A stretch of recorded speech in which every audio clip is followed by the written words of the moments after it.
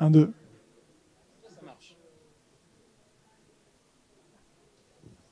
Si je n'allume pas le micro ne va pas marcher. Voilà, ça commence bien. Bonjour tout le monde, ravi d'être avec vous ce matin pour parler product. Moi je m'appelle Simon, je suis cofondateur d'une boîte qui s'appelle Scribe, où on fait un outil de collecte et de gestion des feedbacks utilisateurs. On équipe notamment des boîtes comme Monoprix, Orange, Nespresso, Doctolib, Penny Lane, et notamment des équipes produits dans ces entreprises-là. Et c'est justement de ces équipes, les équipes produits, dont on va parler aujourd'hui avec Maël.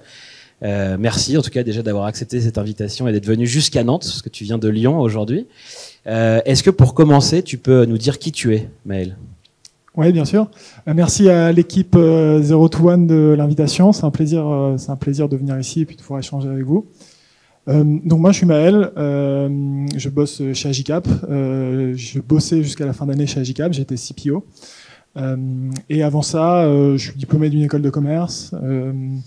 J'ai eu ma première piqûre dans le monde de la tech lors de mon stage de fin d'études, et depuis j'ai enchaîné 3 expériences dans des boîtes logicielles un peu diverses et variées. Et voilà, du coup j'adore ce domaine, j'adore ce milieu, et j'ai fini là, ça fait 4 ans et demi que je bossais chez Agicap sur la structuration des équipes produits. Et avant d'arriver chez eux, tu as eu une expérience entrepreneuriale et tu es arrivé presque par hasard en fait chez Agicap, parce que aussi tu connaissais un des fondateurs, etc. Mais d'après toi, sur cette phase où finalement tu arrives chez Agicap et tu es la première personne à faire officiellement du product, qu'est-ce qui a d'après toi poussé les fondateurs à chercher quelqu'un pour s'occuper vraiment de ce sujet? Parce que souvent, je pense qu'il y a beaucoup d'entrepreneurs et d'entrepreneuses dans la salle. Au départ, c'est eux qui travaillent sur le produit, qui l'imaginent, qui le conçoivent, etc. À quel moment, pourquoi ils se sont dit là maintenant il faut qu'on ait quelqu'un un peu dédié sur ce sujet dans l'équipe? Oui, tout à fait. C'est une bonne question. Je pense que la réponse est différente en fonction des entreprises, des stades de maturité, des enjeux qu'il y a autour du produit. Là, en l'occurrence, Agicap venait de faire une première levée de fonds, donc un seed. Et donc il y avait 3 cofondateurs. Un cofondateur, Sébastien, qui s'occupait de la partie produit, Customer Success, et puis de la direction générale de la boîte. Un deuxième fondateur qui était CTO, qui gérait toutes les équipes tech. Puis un troisième, Clément, qui était en charge des équipes sales. Et je pense que Sébastien a ressenti le besoin, je suis pas dans sa tête, mais pour en avoir discuté avec lui, il a ressenti le besoin de s'entourer d'un premier product manager pour 2 raisons.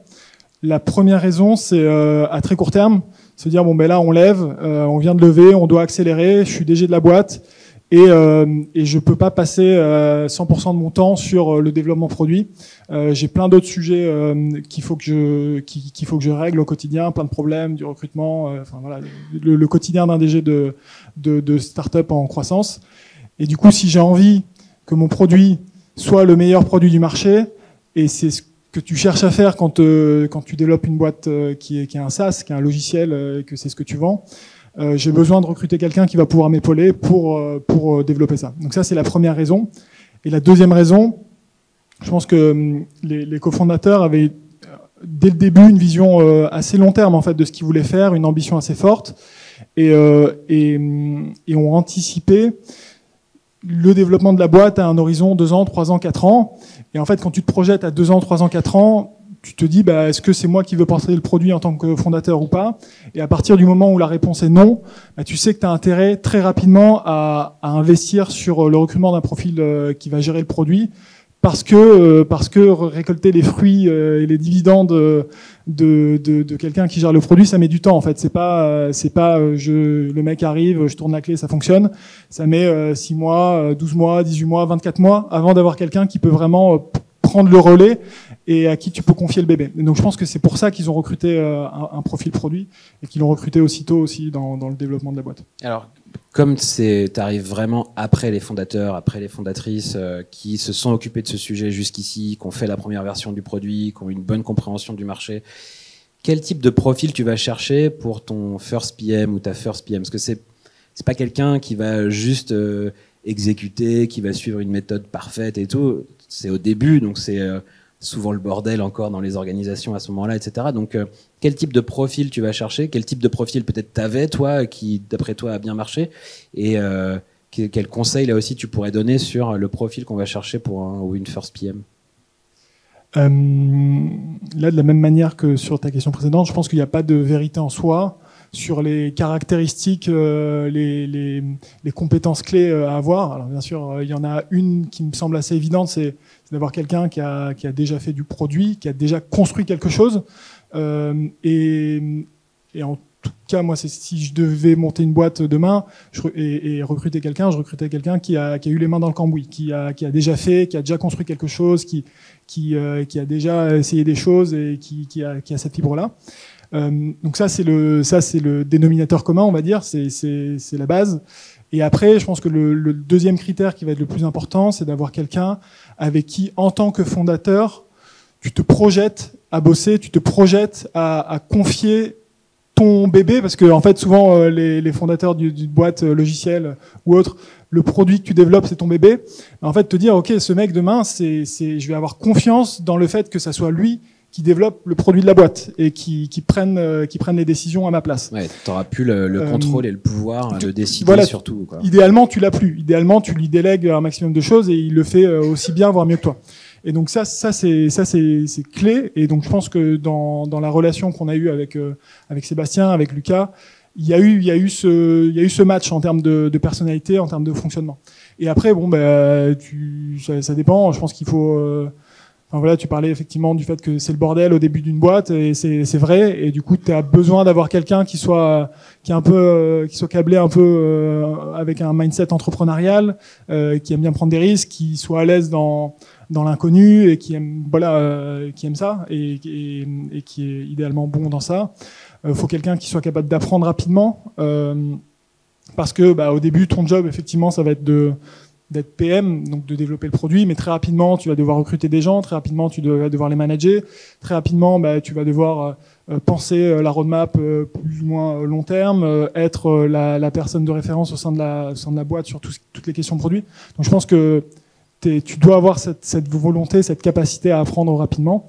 Et voilà. Et après, encore une fois, je pense que le plus important, c'est que la personne que tu recrutes en tant que founder soit alignée avec ton système de valeurs, avec ta manière de faire les choses, et que du coup, tu te sens à l'aise pour lui donner de plus en plus de place au sein de ton organisation et dans la responsabilité. C'est pas simple quand même de trouver ce genre de profil, parce que là, il y a beaucoup de cases à cocher pour se dire que ça va marcher.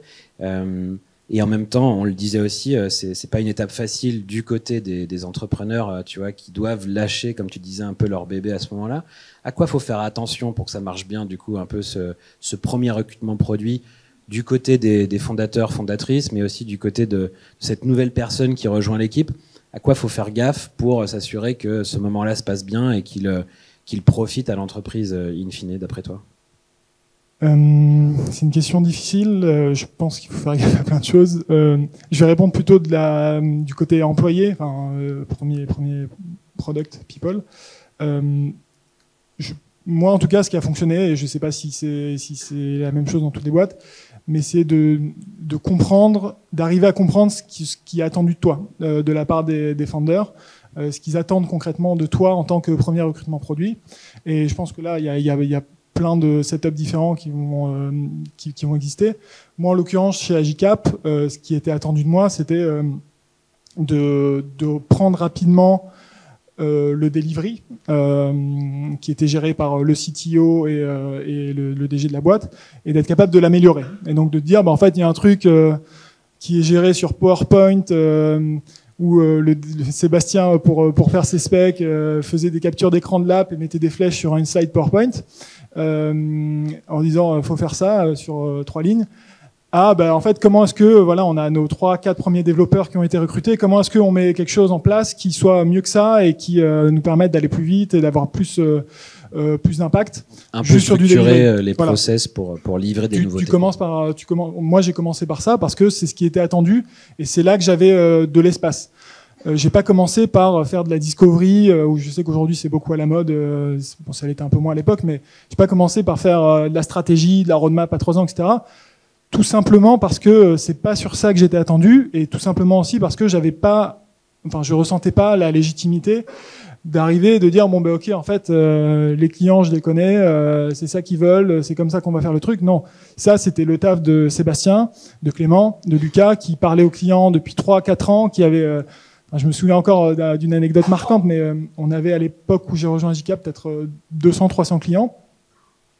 Sébastien les connaissait tous nominativement et il savait le nom du mec, de l'utilisateur d'Agicap, ce que sa boîte faisait, etc. Donc en fait, il avait une connaissance du marché et des besoins des clients bien supérieure à la mienne, et c'est pas là qu'il fallait que je m'insère. Voilà. Et du coup, je pense que c'est ça, c'est arriver à comprendre ce qui est attendu de toi, le délivrer, et parce que tu arrives à le délivrer, un peu ce que disait Moussa tout à l'heure, qui était super insistant, alors à une autre échelle, mais parce que tu arrives à le délivrer, parce que tu arrives à être bon sur ce que tu fais, petit à petit, les portes vont s'ouvrir, et petit à petit, en fait, les founders vont te confier de plus en plus de responsabilités.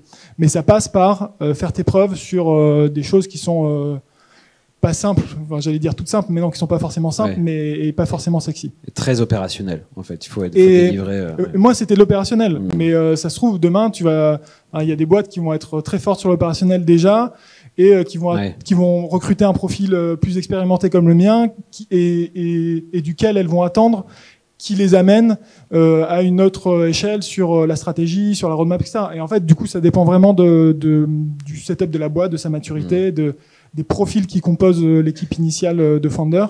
Et donc, il n'y a pas de vérité, mais en tout cas, moi, en tant qu'employé, ce que je peux relater comme expérience, c'est voilà, d'essayer de se mettre au service d'eux et de pas avoir de hiérarchie dans les types de missions que tu vas pouvoir faire.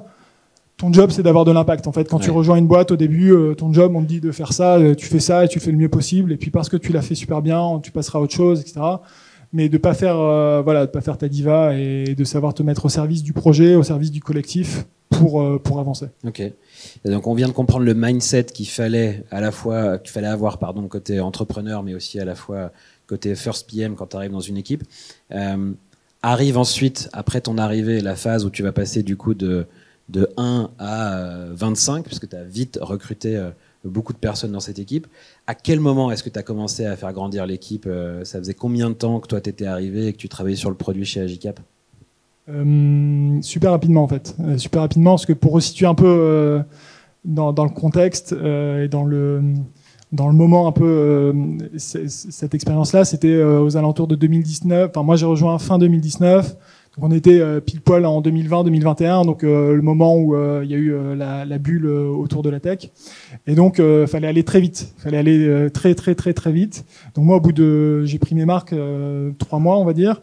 Puis au bout du 3e mois, je commençais à recruter déjà mon premier product manager dans mon équipe, le premier product designer, et puis derrière ça s'est jamais arrêté. Donc ça allait vraiment extrêmement vite. Je pense qu'aujourd'hui c'est quelque chose qu'on ferait peut-être un peu différemment avec l'environnement actuel, mais voilà, à l'époque ça allait super vite. Ouais. Et c'est ce qui explique qu'on soit passé de 1 à 25 super rapidement, puis de 25 à 50 aussi. Alors ces 25 premières personnes, tu dis très rapidement, c'est quoi, en combien de temps ces personnes-là sont arrivées dans l'équipe, grosso modo?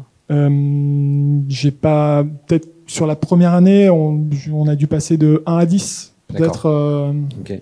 Et quel profil du coup t'es allé chercher? Parce qu'on a vu le profil que tu recommandes, tu vois, par rapport à ton expérience sur le First PM, mais sur ces 10, 25 premières personnes que toi t'es allé chercher, quel profil, quel mindset là aussi t'es allé chercher chez ces gens-là qui arrivent dans une équipe qui est encore pas tout à fait structurée? Tu as commencé à faire des choses, mais ça reste encore un peu artisanal. Et donc du coup, quel profil, d'après toi, il faut aller chercher dans cette phase de croissance qui est importante, mais qui reste quand même au démarrage de cette croissance-là, quoi?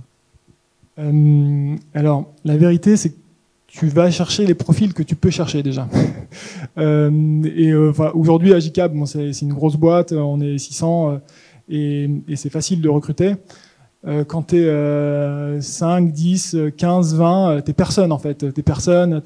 Nous à l'époque, il y avait les Payfit, les Spendesk, les Doctolib, etc., qui étaient super sexy en fait pour les profils qu'on cherchait. Et donc tout ce marché-là, il est inaccessible pour toi. Et on a fait l'erreur, enfin je sais pas si c'est une erreur, mais en tout cas au début, on se disait ok, on va aller chercher des PM chez Spendesk, chez Payfit, parce que c'est des mecs qui l'ont déjà vu, etc. Et c'est là qu'on veut être dans X années. Donc on va aller chercher des profils chez eux. on n'y est pas arrivé. On n'y est vraiment pas du tout arrivé. C'est pas que ça n'a pas marché, c'est qu'ils sont pas venus. C'est qu'ils sont pas venus. Ouais, okay. On arrivait à leur parler, mais on n'était pas compétitif sur les salaires, sur la sexiness de la boîte, etc. Donc on n'est pas allé chercher ces profils-là. En fait, on est allé chercher des profils qui avaient eux aussi l'esprit entrepreneurial finalement, parce que on n'avait pas les atouts d'une scale-up, donc pour recruter les profils qui attendaient une scale-up. En revanche, on avait les atouts d'une startup early stage avec une promesse de scale-up. Et dans plein de boîtes, tu vas avoir plein de boîtes un peu grosses, tu vas avoir les premiers employés, souvent c'est les premiers employés pas par hasard. C'est des premiers employés parce que ils aiment les projets qui démarrent, ils aiment les projets où tu peux mettre tout le monde autour d'une table, où ça va vite, etc. Tu peux avoir beaucoup d'impact. Tu peux avoir beaucoup d'impact à titre individuel. Et du coup, on est passé d'une stratégie où on allait chercher des profils, cibler des profils PM un peu lambda avec 2-3 ans d'expérience dans les scale-up, à aller taper plutôt des premiers employés de boîtes qui avaient bien fonctionné ou de boîtes qui n'avaient pas fonctionné, mais qui du coup allaient apprécier nous ce qu'on avait à leur proposer, de dire voilà, on est petit, mais demain on veut être gros, et le fait de rejoindre tôt, ça vous permettra de prendre des postes à responsabilité demain. Et donc on est tombé sur des profils pour lesquels ce discours a parlé. Le premier profil que j'ai recruté, c'est Marine Dio, donc qui faisait partie des 50 premiers employés de Doctolib et qui a fait le 50 1200 à l'époque où elle est partie, et qui n'a pas commencé par du produit. Elle a commencé par du customer success, et de customer success elle est passée sur du product knowledge, donc tout ce qui est documentation, formation interne, etc. Mais donc voilà, en fait, elle n'avait jamais fait de produit, mais elle avait vu ce scale et elle avait été confrontée à du produit, à du client, etc. Donc c'est ce qui m'a attiré chez elle, et c'est ce qui a fait que je l'ai recrutée. Donc ça veut dire qu'il faut que tu sois aussi capable de prendre un peu des risques, parce que là, tu vas pas chercher quelqu'un qui cochait des cases de compétences classiques product, mais que tu t'es dit, je pense quand même que ça peut fitter avec nos besoins, le stade de la boîte. T'es obligé de prendre des risques. T'es obligé de prendre des risques. Le marché n'est pas ouvert quand t'es petit. C'est hyper dur de recruter.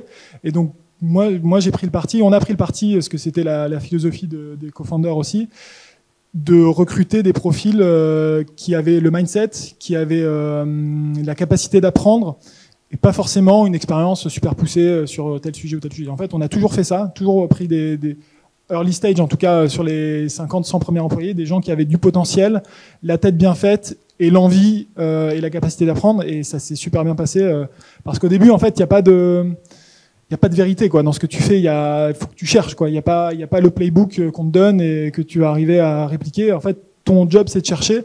Et donc c'est ces personnes-là qui sont les plus adaptées, je pense, pour chercher au début. Donc toi, à ce moment-là, ton rôle il change aussi, parce que tu arrives pour commencer à faire du produit, et puis très rapidement après, tu dois recruter, manager, etc. Et au départ, toi, tu es tout seul à faire du produit, donc tu es très proche des fondateurs, tu comprends bien leur vision, et t'as pas besoin de... Enfin, à partir du moment où tu l'as compris, ça suffit pour faire ton job. Là, tu dois en plus la transmettre, cette vision, cette culture produit avec ton équipe. Comment tu fais ça? Comment tu t'assures que toutes ces nouvelles personnes qui arrivent en étant nombreuses et qui arrivent rapidement, comment tu t'assures qu'elles comprennent bien la direction produit dans laquelle vous voulez aller? Alors, en fait, du coup, moi, je me suis jamais posé cette question-là, dans le sens où je me suis jamais dit comment est-ce que je vais arriver à transmettre la culture produit. Parce qu'en fait, je crois pas au fait que chaque équipe va avoir sa propre culture et que derrière ça va fonctionner. Parce que sinon, en fait, t'as l'équipe produit qui a la culture produit, l'équipe sales qui a la culture sales, l'équipe customer success qui a la culture customer success. Et in fine, tu crées des silos au sein de ton orga et des équipes qui se parlent pas et qui collaborent pas.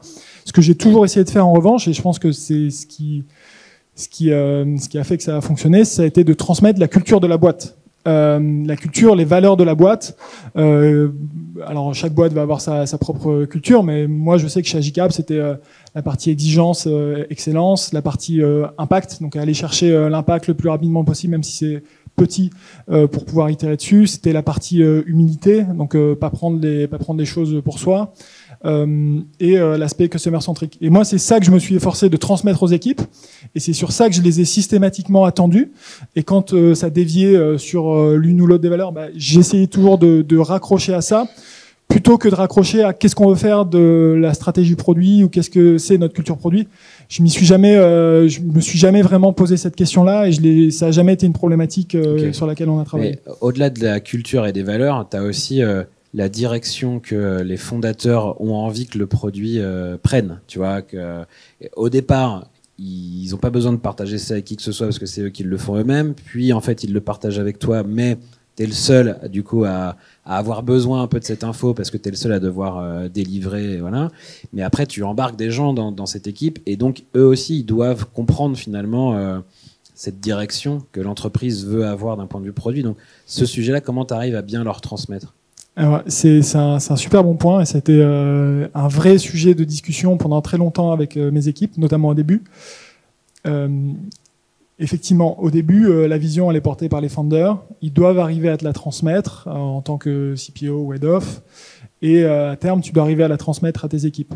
La réalité, c'est que cette transmission, elle est longue et elle est compliquée à faire, et ça se fait pas du jour au lendemain, et il y a tellement de choses à gérer quand tu arrives en tant que PM, Product Designer, Product Ops au sein d'une boîte, pour juste faire ton taf et délivrer l'impact que tu es censé délivrer, que moi j'ai systématiquement mis des freins sur la transmission de la stratégie, enfin de la responsabilité de la stratégie, de la responsabilité de la roadmap, de la responsabilité de plein de choses.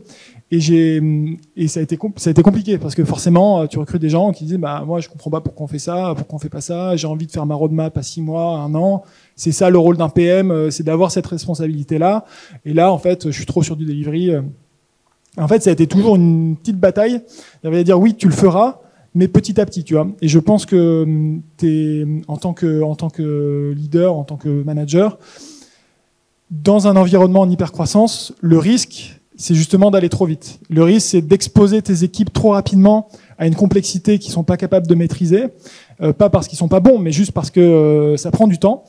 Et du coup, de les exposer et de les faire exploser. Et ça m'est arrivé. Je dis ça d'autant plus sereinement qu'à un moment, j'ai été obligé de lâcher parce que le truc allait trop vite. J'ai été obligé d'exposer des gens, de leur donner trop de responsabilités trop rapidement sur la vision produit, et que ça n'a pas fonctionné. Et donc, je pense que la vraie solution, c'est d'arriver à le faire étape par étape, petit à petit. Au début, mes équipes, ils étaient en charge de bien faire leur job de PM sur le delivery. Et une fois que tu fais bien le delivery, tu passes à l'étape suivante, tu peux faire ta roadmap mensuelle. Et puis une fois que tu as fait ta roadmap mensuelle pendant plusieurs mois, que tu l'as approprié, que le truc passe bien, tu fais ta roadmap trimestrielle, et ainsi de suite. Et en fait, en faisant en transmettant la responsabilité de la vision produit, de ce qu'on faisait, petit à petit, ça fonctionne mieux. Ça fonctionne parce que aussi tu disais que tu allais chercher des profils de doers un peu, quoi, des gens qui avaient déjà fait avant, qui étaient prêts à refaire en early stage comme ça, et pas des gens qui étaient déjà habitués à avoir un peu cet impact stratégique dans une autre boîte et qui n'auraient pas supporté de ne plus l'avoir, quoi, finalement. Donc là, justement, en faisant ça et en choisissant ces profils, tu passes, comme tu dis, de 1 à 10 à 25. Mais vous vous arrêtez pas là, parce que du coup, tu as continué à recruter et ton équipe, elle a encore doublé. Parce que quand tu as quitté Agicap en toute fin d'année dernière, vous étiez 50 dans l'équipe produit. C'est quoi les profils du coup? Tu vois, on a parlé du profil du first PM, du profil des 10, 20 premiers après qui te rejoignent. Est-ce que tu continues à chercher des doers comme ça parce que c'est ce que tu voulais, c'était la culture? Ou est-ce que quand tu arrives dans une taille d'organisation un peu plus grande, avec des process déjà en place, etc., est-ce que les gens que tu recrutes changent aussi?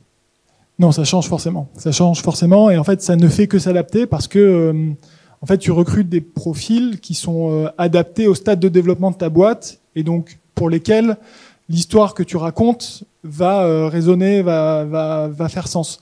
Et donc au début, voilà, tu recrutes ce que tu peux, mais surtout tu recrutes des profils qui ont envie de prendre de la place, sur lesquels tu vas te projeter toi, de dire en fait demain c'est mes managers, ces personnes-là, et elles ont la capacité de builder, elles ont la capacité de gérer des équipes, de les embarquer derrière elles.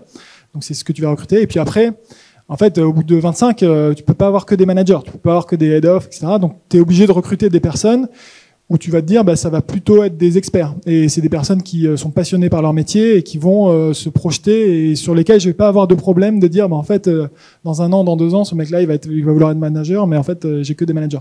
Donc tu t'adaptes, en fait, dans ce que tu vas recruter pour pas avoir de problème sur la suite et pour être en mesure de faire grossir ton équipe de manière cohérente. Et donc ça, c'est une première caractéristique des personnes que tu vas recruter.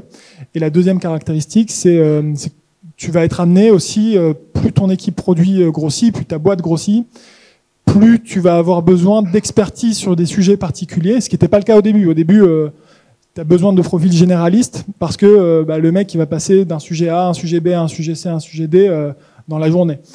Plus tu avances, plus les périmètres se spécialisent et plus tu as besoin de personnes qui vont être expertes du paiement, qui vont être expertes de la réconciliation bancaire, de la connectivité ERP, etc. Et donc plus tu vas chercher ces profils-là dans ce que tu recrutes, parce que aussi tu peux te le permettre. Mais ça veut dire aussi, parce que tu disais que ceux qui étaient là un peu au début sont devenus tes managers et après tu as recruté des gens qui n'avaient pas forcément vocation ou l'envie de devenir manager. Ça veut dire qu'en fait, vous avez fait peu de recrutement en externe sur des postes justement de management, de middle management, et c'est vraiment, on revient un peu au début de la discussion qu'on avait, mais le choix des premiers profils qui te rejoignent, il est clé, il est encore moins simple que ce qu'on disait tout à l'heure, parce qu'en plus c'est des gens qui doivent à un moment donné avoir la capacité de piloter leur équipe et pas de rester uniquement dans l'exécution à terme, quoi. Ouais, exactement, c'est ce qu'on est allé chercher dans ces premiers profils, et je pense que c'est essentiel de le faire parce que en fait, dans une start-up, tout va extrêmement vite. Et la clé en fait de la réussite, c'est la vélocité. Et donc c'est savoir qui va être l'équipe qui va aller le plus vite pour exécuter sur la partie commerciale, sur la partie marketing, sur la partie produit. Et en fait, quand tu recrutes un profil externe, tu perds énormément de temps. Tu perds les 3 mois du recrutement. Tu dois s'approprier la boîte, le produit, les clients. Tu perds ces 6 mois, 1 an d'appropriation des clients, des enjeux, etc. Et puis après, le mec commence à délivrer. Mais en fait, tu as perdu 18 mois, 12-18 mois. Et à l'échelle d'une boîte qui est censée doubler, tripler son volume d'affaires ou ses effectifs tous les ans, en fait, 18 mois, c'est énorme. Et donc, la capacité à capitaliser sur les profils que tu as en interne, elle est extrêmement importante. Et c'est pour ça qu'il faut pas se planter. Et moi, sur ce point-là, alors là, j'en parle comme si j'avais la science infuse et que c'est moi qui ai inventé le truc. C'est Sébastien, c'est Clément, c'est Lucas, qui ont été hyper pointilleux dès le début d'Agicap sur les premiers recrutements qu'ils ont fait. Et moi, je me souviens au début, je prenais les profils que j'avais et j'en avais pas 150, mais j'ai pris beaucoup de noms par Sébastien. Non, ce profil-là, il pourra pas évoluer, non, truc, machin. Et pareil côté tech, et pareil côté sales. Et ce qui fait que derrière, tu as une équipe qui peut prendre le relais et qui peut t'alléger toi en tant que founder et qui peut permettre que la boîte grossisse de manière rapide et saine. Alors justement, j'imagine qu'on a des fondateurs, des fondatrices dans la salle, on a peut-être aussi des gens qui font du produit. Pour conclure, tu vois, sur les 2 minutes qui nous restent, quel conseil tu leur donnerais, tu vois, à ces gens-là pour pouvoir essayer de passer là aussi de 0 à 50, tu vois, aussi vite que possible et de le faire correctement en étant efficace. C'est quoi les conseils que tu pourrais leur donner? Déjà, le premier conseil, c'est pas de passer de 0 à 50 le plus rapidement possible. Ça n'est pas une fin en soi. C'était la règle du jeu il y a 1 an, il y a 2 ans, dans un monde où le financement était gratuit et où il y avait une prime très très forte à l'entreprise qui allait exécuter le plus vite dans sa croissance. C'est moins le cas aujourd'hui. Et cette hyper croissance, elle se fait quand même à un coût très fort à plein de niveaux, au niveau de l'efficacité, au niveau des équipes, etc. Donc aujourd'hui, je pense plus que ça soit le paradigme actuel. Ceci étant dit, je pense que un des fondamentaux qui reste, c'est très tôt ne pas faire de concessions sur les premiers profils qui sont recrutés et de toujours essayer de recruter des personnes qui seront tes managers de demain et qui seront les leaders de la boîte de demain. Alors, ça n'a pas besoin d'être une hyper croissance, mais te dire, en fait, si je me projette à 10 ans, est-ce que cette personne-là que je recrute aujourd'hui, dans 2 ans, 3 ans, 4 ans, 5 ans, ça peut être la personne qui va gérer tout ce département ou pas. Et du coup, ça, c'est vraiment fondamental et c'est clé. Et c'est ce que je pense AJCAP a réussi à bien faire sur pas mal d'équipes, qui fait que ça a eu le succès que ça a eu aujourd'hui. J'ai l'impression aussi qu'il y a un message clé un peu sous-jacent à ce que tu nous as dit, c'est que ils t'ont fait confiance aussi quand même au départ. Tu vois, ils t'ont donné les clés de ce produit-là. Ils ont cru en toi sur ta capacité à croître, tu vois.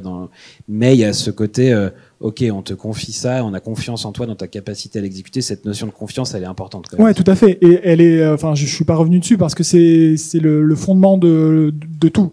Et tu ne vas pas recruter un profil qui va prendre demain la direction de ton produit si tu n'en as pas besoin, ou si tu es dans une équipe où tu dis en fait c'est moi qui vais gérer le produit demain, tu recrutes pas le même profil. Donc effectivement, si tu commences à recruter ce profil-là, c'est pour lui donner les clés et c'est pour l'exposer de plus en plus et c'est pour toi, en tant que dirigeant de la boîte, fondateur, aller te concentrer sur d'autres sujets. Et ça a été effectivement toujours le fil rouge de la relation que j'ai eue avec le fondateur, c'est se dire nous on te fait confiance, pas aveugle, hein, mais il y a toujours eu du contrôle, toujours eu du challenge. Mais voilà, c'est toi qui es censé prendre la responsabilité et on va te challenger et on va attendre toujours un petit peu plus de toi. Mais c'est toi qui gères le produit. Top. Et écoute, un grand merci d'avoir retracé tout ce parcours. Merci. Merci beaucoup Maël. Merci à toutes et à tous. Vous l'avez compris, 5 minutes jusqu'à la prochaine conf. Donc à tout de suite. Merci beaucoup.